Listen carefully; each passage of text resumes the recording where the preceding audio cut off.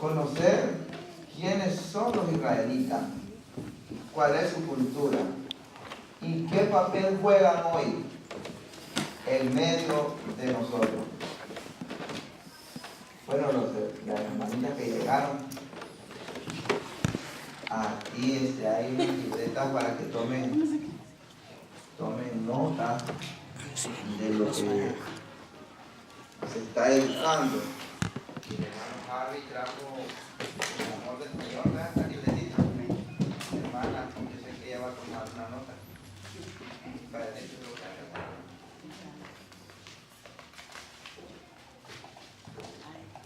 ¿Usted quiere una buena? $5. No importa el precio, no puedo escribir mucho. No, es al que crea que va a tomar nota. ¿Sí? Sí. Si no va a tomar nota, no lo tome porque entonces lo está tomando en blanco. ¿Quién es el pueblo de Israel? Eso nos debería de llamar la atención como hijos de Dios. Todo aquel que ya ha conocido, que ha escuchado el Evangelio, deberíamos de relacionarnos con el pueblo de Israel. ¿Qué creen ellos? ¿Qué comen? ¿Cómo se visten? Se visten igual que nosotros. Creen igual, lo mismo que usted y yo creemos. Antes de llamarse israelitas, ¿cómo se llamaban? ¿Cómo? Hebreos. Venían hebreos, que significa inmigrantes, casi igual. Los del otro lado del río. Dice cómo se llaman, cómo se conocieron. Pues le cambiaron el nombre cuando Jacob luchó con el ángel. Y que ya rayaba el alba, el ángel le pregunta: ¿cómo te llamas? Y él dijo: me llamo Jacob. No se llamará más tu nombre Jacob, sino Israel, porque has luchado con Dios y has vencido. Y desde ahí en adelante ya no se llamaron hebreos, se llamaron israelitas.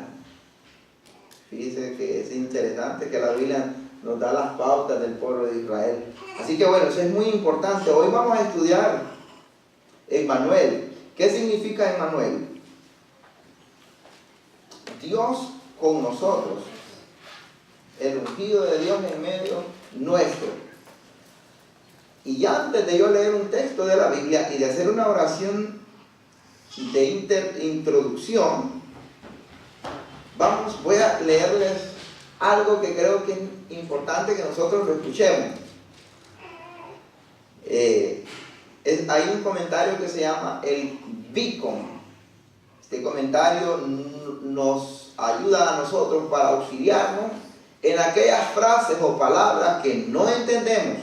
Lo compramos para poder entender X palabras. En el comentario bíblico Beacon sobre el Evangelio según San Juan, perdóname, no era eso lo que les quería leer, porque ese ya entra al mensaje. De acuerdo con la Biblia, Armagedón, escuchen esto, será el epicentro del Apocalipsis, es decir, del fin del mundo. Es el lugar donde Dios reunirá a todos los reyes del mundo para la batalla de aquel día del Dios Todopoderoso. Y está respaldado por Apocalipsis 16, 1 al 14. Decía este escritor: mientras escribía estas líneas, siento que nos rodea una atmósfera de pensamiento en relación a los acontecimientos sociales, políticos y religiosos del mundo en el que vivimos. Escritores de revistas y periódicos importantes del mundo afirman que estamos yendo por el camino de nuestra autodestrucción, ya que estamos causando el deterioro y destrucción de nuestro planeta Tierra, no solo en el aspecto físico, sino también en lo moral y ético. Por otro lado, escuche esto: los fenómenos naturales como los tsunamis, los maremotos ocurridos, que ya tenemos nosotros memoria, hubo uno en el 2004, en el 2011, en Indonesia, estos maremotos que han afectado a Indonesia, Tailandia, Malasia, como el huracán Katrina, los tornados que dejaron a su paso miseria y devastación, los huracanes y alrededor realzan esta atmósfera de pensamiento. Es más, las compañías cinematográficas seculares y cristianas han filmado películas con la misma temática. Por ejemplo, la película Dejados Atrás. No sé si ustedes han visto esa película, pero sería interesante. Esta película la filmaron los norteamericanos con el debido respeto, pero no la infiltraron en el mundo hispano. Solamente la veía, fue promovida para los norteamericanos, con un solo objetivo. Ellos saben que hay algo que se acerca y está a punto a ocurrir. Y por eso esa película Dejados Atrás, Left Behind en inglés, no fue puesta para todo mundo, sino solo para los norteamericanos y sobre todo para los anglosajones de Nueva York y de las costas de estos lados. Pero hay un objetivo ahí. Ellos saben que hay algo que va a ocurrir. Ellos lo saben. Todo esto que nosotros hoy miramos, que es palpable, tiene respuesta. Ellos lo saben.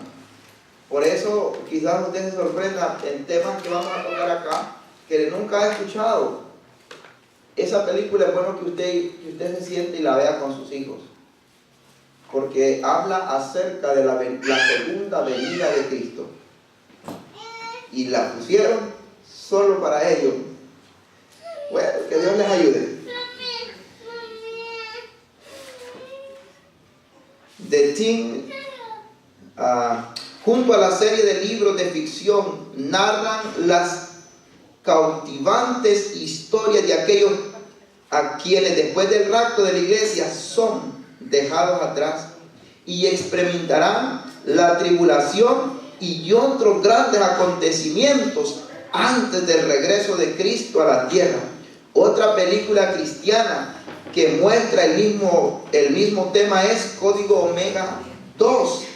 Comienza como una situación moderna de la realidad que poco a poco tiene un desenlace catastrófico llamado fin del mundo en un futuro lejano. En el último trimestre de este año estudiaremos el tema el fin del mundo, no porque este ambiente de pesimismo en el que vivimos nos exija hacerlo, sino porque la Biblia tiene mucho que enseñarnos al respecto. La palabra de Dios nos dice que Jesucristo vendrá por segunda vez para destruir este orden de injusticia que domina la mente y el corazón de los seres humanos, y construirá cielos nuevos y tierra nueva, donde habrá amor y justicia, cuyo Rey de Reyes y Señor de Señores será Jesucristo, el Hijo de Dios. Pero antes de llegar al estudio de este tema, será importante recordar lo que la palabra de Dios nos dice en relación con Jesucristo y el mensaje de esperanza y salvación que trajo a la humanidad. Nuestro primer tema de estudio será el mensaje del Dios encarnado, y eso nos va a ocupar ahora. Después de hablar de esta pequeña introducción apocalíptica, vamos a hablar del Dios encarnado. ¿Les parece? Bueno, voy a parar aquí una pauta.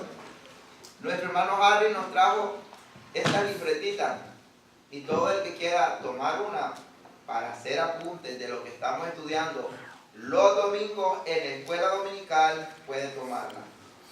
Si usted no sabía, hemos hecho unos cambios. Estamos tomando escuela dominical de 4 a 5 de la tarde. Los jóvenes y los niños están separados. Los niños no sé cuándo agarraron, dieron que iban de salida.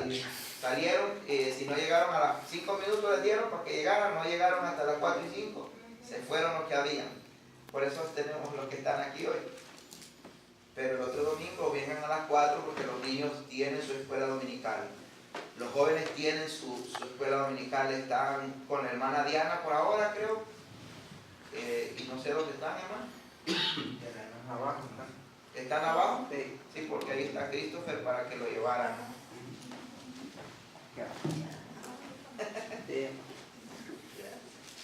Y si usted quiere una libretita, pues el hermano Bonito creo que es muy que lleve 4, hermano.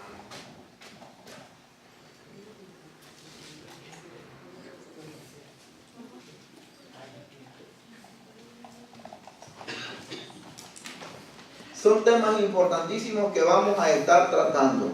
Vamos a estar hablando, sí, de Israel, de la iglesia, del arrebatamiento, de la resurrección, de la transformación de nuestro cuerpo.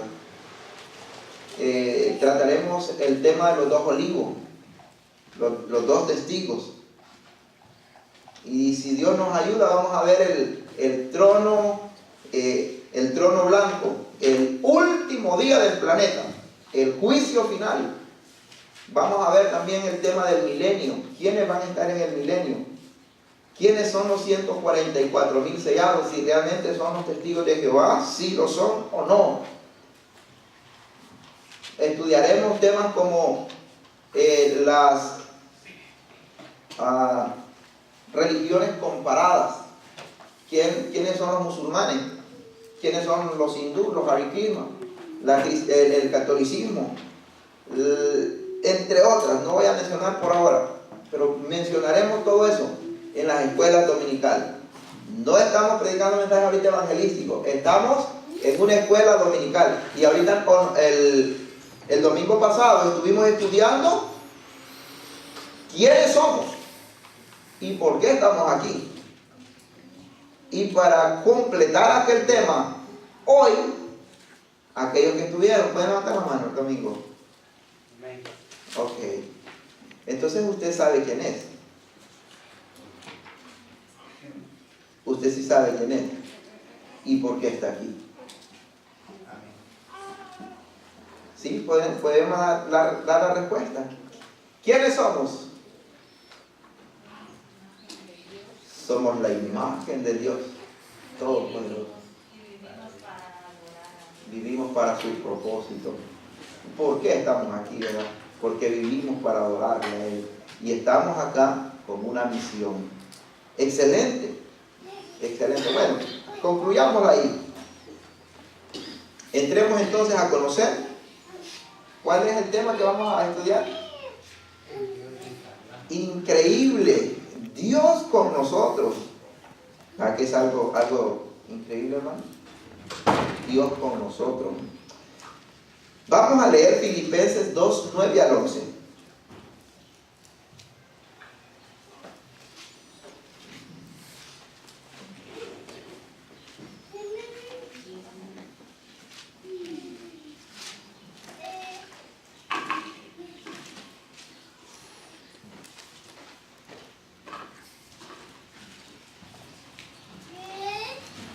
Así como están sentados los leeré, dice así: por lo cual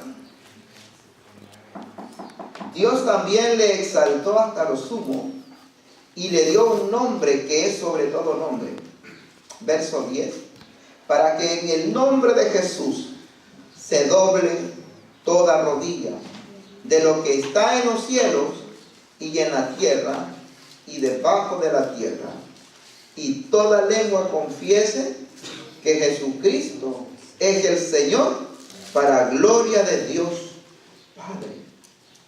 Este texto ya lo hemos mencionado algunas veces, ¿verdad? ¿Les parece si oramos? ¿Están sobre sus pies para orar?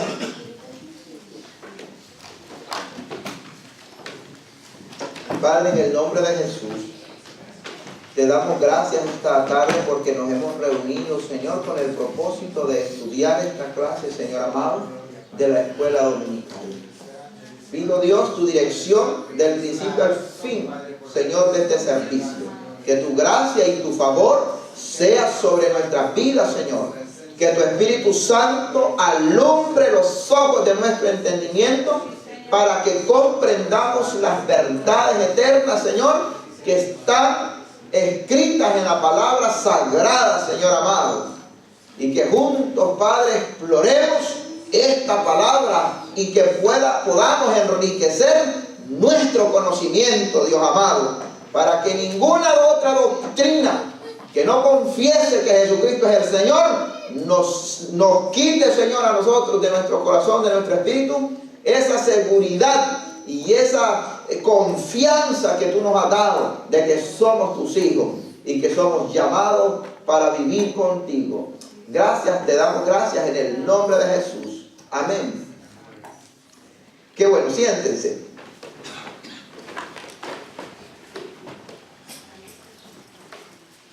Ese pasaje que yo les leí tiene que ver con el texto para memorizar. Por lo menos quizás usted va a decir, wow, está un poco difícil agarrar todo el pasaje y meterlo al chip de nuestra memoria. Pues entonces, por lo menos usted le va a decir a alguien, acuérdate que la Biblia dice, y toda lengua confesará que Jesucristo es el Señor. O sea, que si en esta vida el hombre o la mujer no reconocen el señorío de Jesús, viene la muerte física, no la espiritual, porque la espiritual es eterna. Somos seres espirituales eternos y nosotros en esta tierra decidimos dónde vamos a pasar nuestra eternidad. Así que el ser humano que diga no reconozco el señorío de Jesús, le va a llegar la muerte física, ya sea por edad o por una enfermedad o qué sé yo, pero que va a morir, puede morir. Y después de la muerte, ¿qué va a suceder? ¿Qué le espera al hombre después de la muerte? Enfrentar lo que actualmente conocemos como el infierno, un lugar de tormento, de total soledad, angustia y remordimiento, pensamientos del alma que va a tener usted ahí y va a decir, ¿por qué no levanté la mano? ¿Qué me costaba decir, sí Señor, yo te acepto? Momentos usted va a desear, pero será muy tarde, porque estará ¿dónde? En el infierno. Después de eso, el ser humano va a salir cuando sea el último día del juicio final y también el último día de este planeta Tierra. Saldrá para enfrentar al Dios Todopoderoso y entonces recibir sentencia. Saldrá del infierno y estará delante de Dios. Ya no es sobre la tierra como estamos hoy, porque usted va a estar sobre la tierra cuando resucite para enfrentarlo a Él como juez, o al Señor Jesucristo como juez, ya no como Salvador y abogado, ahora como juez que va a juzgar por qué usted está en el infierno y por qué merece la condena que le van a dar. Estará sobre la tierra y usted querrá que esa tierra lo traiga otra vez cuando vea al Dios Santo con su furor. Pero entonces dice, y no hubo más lugar para la tierra, y el cielo se enrolló como pergamino y no se halló más lugar para él. Es decir, terminaron. Y usted quedará, bueno, usted no, aquellos que no decidan recibir a Jesús, quedará en el aire levitando. Y ahí entonces vendrán como un librito como este. ¿Qué dice ese librito, mis hermanos? Ahí. El Sendero de la Verdad. Un librito como este. Vienen a ver si está el nombre suyo escrito. Los ángeles escribanos procurarán, dice, los ángeles van a fojear ese libro y dirán, no está el nombre de esta persona en el libro. Ellos tratarán, le dirán entonces, por cuanto usted en su vida nunca quiso rendir su corazón al señorío de Jesús, su condena es el fuego eterno. ¿Cómo se llama eso? El lago que arde con fuego y azufre. Allí será Irán tranquilos. ¿Cuál es? ¿Dónde está la puerta? Ahí. ¿Creen que así será? No. Los ángeles lo van a agarrar y serán lanzados dentro de aquel lugar.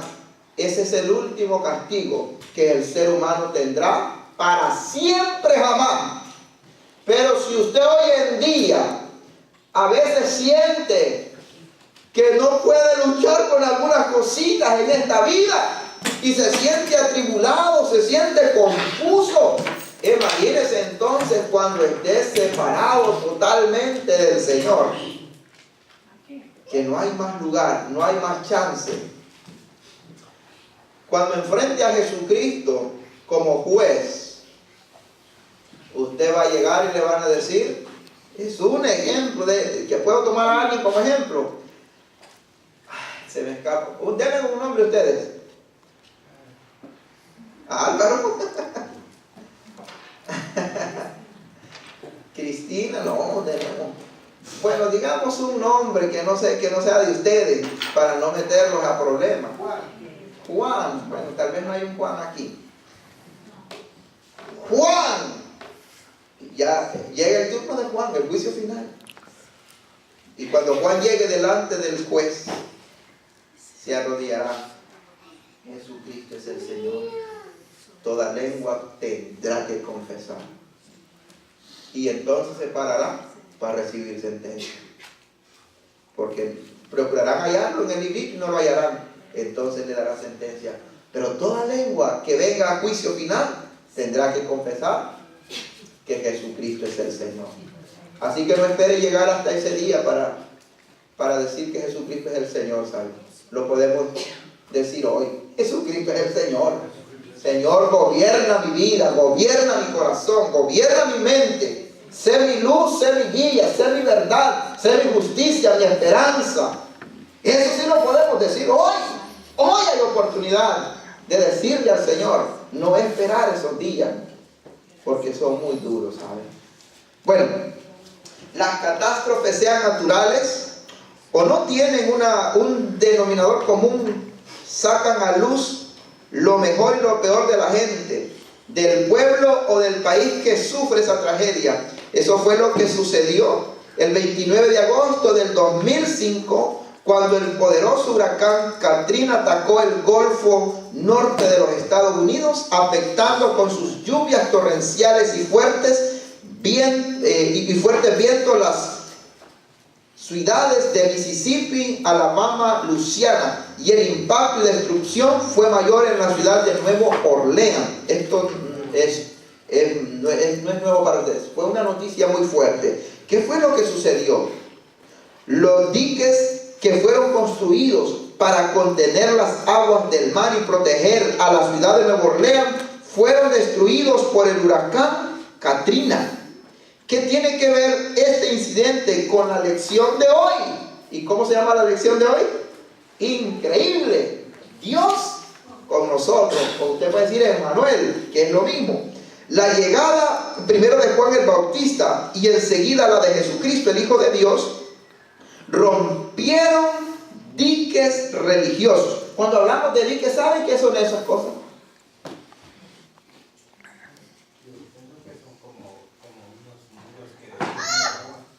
Muros de contención de agua.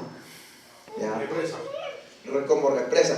Pero por si hay un tsunami, levantamos un muro para que pegue el agua allí y no pase. Esos son diques. Entonces, pero las aguas de ese tiempo rompieron esos diques y pasaron. Y la catástrofe fue mucho mayor.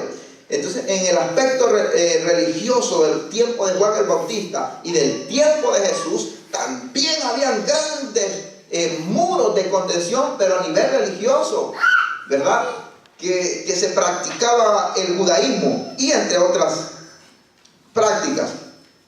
Y paredes que aparentaban estar inconmovibles en el sistema político religioso de ese tiempo. En apariencia, el sistema y la formalidad religiosa del judaísmo ofrecían muchas garantías de seguridad espiritual al pueblo. Sin embargo, demostraron durante y después del advenimiento de Jesús que el pueblo judío vivían fuera del espíritu de la ley que Moisés le había dado. ¿Por qué? Porque primero, esa ley era rígida y constituía una carga que al pueblo judío le era imposible cumplir. ¿Sabe usted que hablemos un poquito acerca de los grupos religiosos del tiempo de Juan el Bautista y del tiempo de Jesús? Mencionemos unos 4 por lo menos. Por lo menos, ¿cuáles son los grupos que aparecieron en esa época? 4, mencionemos 4 por lo menos. Hay un montón, pero por lo menos 4. ¿Quiénes? Grupos religiosos, a los que Jesús les decía sepulcros blanqueados.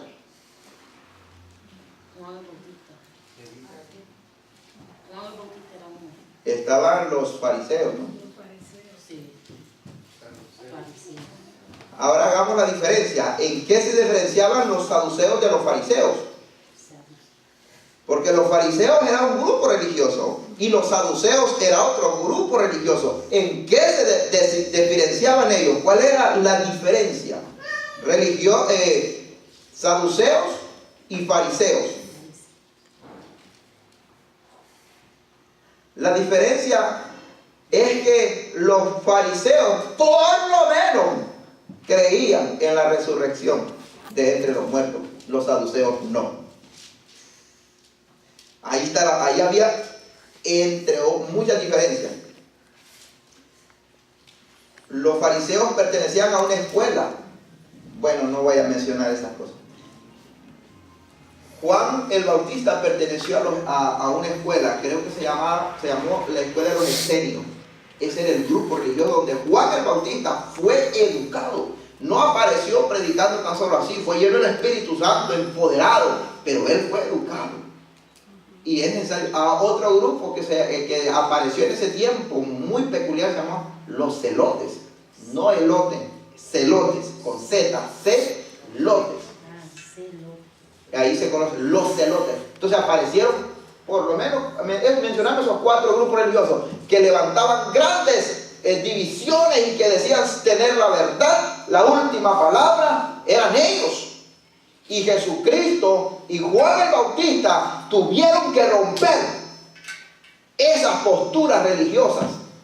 Por ejemplo, una de ellas, hablando del divorcio, la escuela de los fariseos tenía 44 puertas para el divorcio. ¿Cuántas tenía? 44. Vamos a poner que los saduceos pertenecían a la escuela Shammai. También ellos tenían 104 puertas de divorcio. Y entre ellas, una de ellas, si esta mujer con la que yo me casé no me gusta cómo barre, yo tengo derecho a divorciarme. No me gusta cómo me cocina, yo tengo derecho a divorciarme. ¿Ve la diferencia? Hablar solamente de un grupo de ellos nos tomaría mucho tiempo. Pero ellos levantaban eso. Cuando Jesucristo llegó, vinieron a hacerle una pregunta especialmente sobre eso. ¿Y cuál fue la respuesta de Jesús? Jesucristo dijo, bueno, yo estoy con ustedes. ¿Les dijo a los fariseos? No, yo creo que estoy con ustedes. ¿Les dijo a los saduceos? ¿O a los otros que estaban ahí? A ver, escuchemos, a ver con quién está. No, Jesucristo no estaba con nadie. Moisés le dio carga de divorcio, dijeron aquellos. Sí, dijo Jesús, pero por el duro corazón. Pero al principio no fue así, dijo el maestro. Y el más dijo, solo hay una forma en que puede haber divorcio: la infidelidad en un matrimonio. Eso lleva a la ruptura total, la infidelidad, por causa de adulterio. Aunque en esa palabra él ubicó una palabra griega que es la palabra porneia. Cuando están dos personas sin casarse, fornicación. Están en fornicación. De ahí, esa palabra se traduce como porneia. Y viene la palabra que usted puede escuchar ahí, que va con P, ¿verdad? Hablando de porneia. y eso abre 4 puertas para el divorcio. ¿Cómo así? Es decir, si usted se casa con una persona hoy y el siguiente año usted ve que a ese hombre le gustan los hombres, es una mujer que se casó con un hombre, con un caballero, pero al año ella está dando otras pistas. Esa palabra entra ahí, da derecho al divorcio. Si fuera al contrario, si fuera la mujer que anda viendo que le gustan las mujeres, también entra esa puerta para divorciarse. ¿Se da cuenta? Interesante palabra que Jesucristo dijo. Él dice ahí fornicación porque es en español, pero cuando él no la dijo en español, él la dijo en su lengua, ¿verdad? Este es importante conocerlo. Muy bien. Entonces Jesucristo tuvo que romper esas paredes grandes religiosas que habían construido los fariseos, los saduceos, los celotes, los esenios. Habían levantado esas paredes. Ellos eran los rabí que nadie podía tocar, pero a Jesús se le acercaban los pecadores y lo tocaban, rompían los esquemas. A ellos nadie les decía la verdad, Jesús les decía la verdad en su cara. Vino a romper todos esos diques, ¿verdad? O esas grandes contenciones religiosas. Jesús las derribó por amor a nosotros. Bueno, eso quiere decir Dios con nosotros, increíble, Dios con nosotros. Voy a seguir leyendo un poquito más. Es así que los líderes religiosos de aquellos que velaban por mantener la vigilancia de esta estructura legalista, la llegada de Cristo no fue bienvenida desde la jerarquía religiosa más alta hasta los que tenían a su cargo funciones secundarias en los quehaceres de la religión judía. Percibieron que sus enseñanzas y exigencias legalistas se desvirtuaban y caían con la presencia de Jesús. Aunque la llegada de Jesús, el Mesías, había sido anunciada por Dios desde el tiempo de la caída del hombre. Sería bueno que leyéramos ese pasaje, Génesis 3:15. Fue anunciada por Dios desde ese tiempo y por medio de sus profetas. Por cuanto los líderes estaban cegados por tanta práctica religiosa, no reconocieron al Mesías, a Jesucristo, que había nacido en un pesebre. ¿Hasta qué punto hoy la práctica de las costumbres religiosas, como las oraciones, las lecciones y las predicaciones, no son sino otra manera de un comportamiento similar al de los judíos de aquella época de Jesús?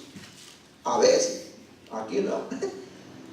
Puede ser en otra, pero aquí no. ¿Qué dice Génesis 3:15?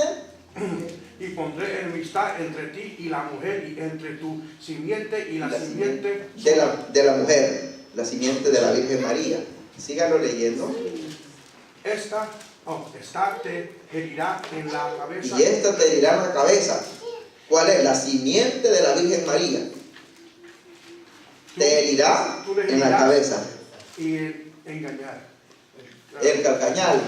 Y ella le morderá nada más el calcañar. Eso quiere decir el aguijón de la muerte al momento que él muere en la cruz del Calvario.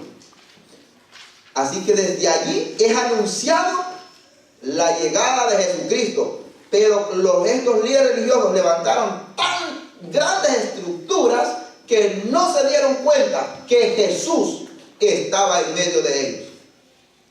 Y lo que nos quiere decir esta lección es que nosotros levantamos a veces tantas contenciones religiosas que no nos damos cuenta que Jesús está en medio de nosotros. Por eso la lección dice, increíble, Emmanuel, Dios con nosotros. Muy bien. Sería bueno que conociéramos quién era Juan, unos 5 minutos por lo menos. ¿Les parece? Amén. Juan el Bautista. Antes de ello, hagamos un ejercicio. En su opinión, en la suya, si Jesús apareciera hoy en cumplimiento de sus anuncios de una segunda venida, ¿qué tipo de religión encontraría que practicamos? ¿Se imagina de que Jesús viniera hoy, apareciera hoy en este tiempo caminando? ¿Qué tipo de religiones hay en el mundo que se practican y que no permitirían el acceso de Jesús, la doctrina de Jesús? No la permitirían. ¿Qué doctrina? Por eso les dije que en su momento dado vamos a estudiar las religiones comparadas. ¿Saben ustedes cómo se llaman los indios de México, hermanos? Los incas, los aztecas, ahí están los incas, los del Perú, todos ellos practican una religión. ¿Y cómo usted y yo sabemos cómo podemos identificar una religión? ¿Qué es una religión? ¿Cómo la identificamos? ¿Cuáles son las características? Bueno, cuando se llegue el momento lo vamos a saber. Hoy estamos en pauta. Entonces, si apareciera hoy Jesús, ¿cuántas religiones encontraría que se están practicando y que no le permitirían a él predicar hoy en día? Hoy no se le permitiría. En aquel tiempo era un maestro que predicaba. Y yo pienso que hoy Jesús no encontraría muchos lugares donde predicar acá en la tierra. Y aunque la tierra es de él. Qué tremendo, ¿no? Pero usted por lo menos conoce alguna religión. Que no creen en Dios. Una religión es que, por ejemplo, mire, los musulmanes, ¿cómo se llama el Dios de ellos? Alá. El profeta Mohammed o Mahoma. Su libro, el Corán. De ahí entonces el estudio de los 6 pilares o los 5 pilares de la religión musulmana islámica. Conocerla de cerca. Los mormones, los testigos, bueno, no voy a mencionarlo, pero bueno. Pero hay que conocer eso. ¿Qué practican? ¿Qué leen? Y entonces venimos nosotros y también nos ponemos. Si somos una religión o no. Es interesante. Bueno, pero en su momento no. En su momento va a llegar para que lo estudiemos. ¿Quién era Juan? Juan era el hijo de Zebedeo de Salomé, según Mateo 26, 27, 56. Era el más joven de los apóstoles. Jesús lo llamó cuando junto con Santiago, su hermano mayor, también conocido como Jacob, y con su padre remendaban las redes en el lago de Tiberias, conocido también como el mar de Galilea. Mire, Tiberias también es el mar de Galilea. Qué tremendo. Usted sabe que Jesús, que cuando Jesús llamó a estos hombres, ¿qué les dijo Jesús? ¿Qué les decía? Eran pescadores de hombres, pescadores de profesión. Pero Jesús, ¿qué les decía a ellos? Venid en pos de mí y los haré pescadores de hombres. Y decían ellos, Señor, pero yo tengo mi redecita, tengo mi barquita, tengo mi mujer, mis hijos, mi suegra, mis nietos, no te puedo seguir. Decían eso ellos. Nada más escuchaban el llamado de Jesús, dejaban todo y seguían al maestro. Y a la familia nunca les faltó pan en la mesa, nunca les faltó el amor y el afecto. Era tremendo, ¿no? Hoy, hermano, hoy. No, hombre, Dios guarde, hoy estamos bastante lejos. Lo que se llamaba un círculo inmediato a Jesús fue a Juan, a quien Jesús se dirigió desde la cruz para que se encargara del cuidado de María, su madre. Eusebio es un historiador de Cesarea que apareció en los años 265 al 240. Menciona en sus escritos que después de la ascensión de Jesús, Juan permaneció 15 años más en Jerusalén hasta la muerte de María. ¡Uy! ¡Qué tremendo!, ¿no? Juan, conocido como el amado de Jesús, ya muy anciano, murió pacíficamente de muerte natural. Este Juan del que yo estoy hablando no es de Juan el Bautista. Juan el Bautista, ¿sabe qué fue? decapitado. Este es el discípulo que Jesús llamó. ¿Y sabe a dónde fue recluido? En la isla de Patmos. Y en esa isla, que los llevaban a esa cárcel, es donde Dios le reveló los eventos del futuro. A esas revelaciones se le conoce como el libro del Apocalipsis, que en efecto Apocalipsis quiere decir revelación, nada más que Apocalipsis es en griego. ¿Usted habla griego? Bueno, por lo menos Apocalipsis tiene una palabra, ¿no? ¿Qué quiere decir? Revelación. Pues de él es que estamos hablando, por lo menos ahorita. ¿Cuál es el tema y el propósito de Juan? 2 minutos más. Así como los autores de los evangelios, Juan se encarga de enriquecer y añadir aspectos de la vida y enseñanzas de Jesús que de otra manera no hubieran llegado a ser conocidos. Por ejemplo, después de la ascensión de Jesucristo al Padre, había maestros que decían que Cristo era divino, un ser espiritual, pero no humano. Por eso, tanto en su evangelio como en sus cartas, Juan hace hincapié en la doctrina de la encarnación de Dios. Dios se hizo carne y habitó entre nosotros. Nació de la Virgen María. Una nota interesante es que Juan da a conocer el propósito al final de su evangelio. Hizo además Jesús muchas otras señales en presencia de sus discípulos, las cuales no están escritas en este libro, pero estas se han escrito para que creáis que Jesús es el Cristo, el Hijo de Dios, y para que creyendo tengáis vida en su nombre. Bueno, hermano, esto es muy extenso y creo que lo vamos a parar ahí, porque ya estamos a 10 minutos a las 5. Dios con nosotros es el mensaje que usted debe llevar en su mente. Usted no está solo, usted no está solo. Dios está con nosotros. Emmanuel. Dios decidió encarnarse, decidió venir al vientre de María, decidió nacer de acuerdo a las leyes, decidió crecer como niño, llegar a la pubertad, llegar a la adolescencia, llegar entonces a un hombre de 20, de 25 años, llegar a los 30, ser llamado al ministerio, llegar al río Jordán, bautizarse en 3 años, extender el ministerio, ir a la cruz del Calvario, poner sus manos, abrirlas para que fuera clavado. Les anuncio que también quiero traerles desde el punto médico esa enseñanza desde la cruz del Calvario Jesús. Nosotros miramos que a Jesús le ponen los clavos acá. Los médicos dicen que su cuerpo pesaba, era un hombre de peso. Las manos no hubieran podido detener el peso de su cuerpo, se hubiesen rasgado. Por lo tanto, los clavos tuvieron que entrar acá en medio, en la muñeca, para que esos huesos detuvieran el cuerpo. Cerremos ahí, hermanos. Ahora usted puede orar por nosotros. Muchas gracias, mi hermano. Con esto con esto terminamos la clase y entonces a las 5 comenzamos nuestro servicio. Padre bueno, te damos gracias por la oportunidad que nos da, Señor,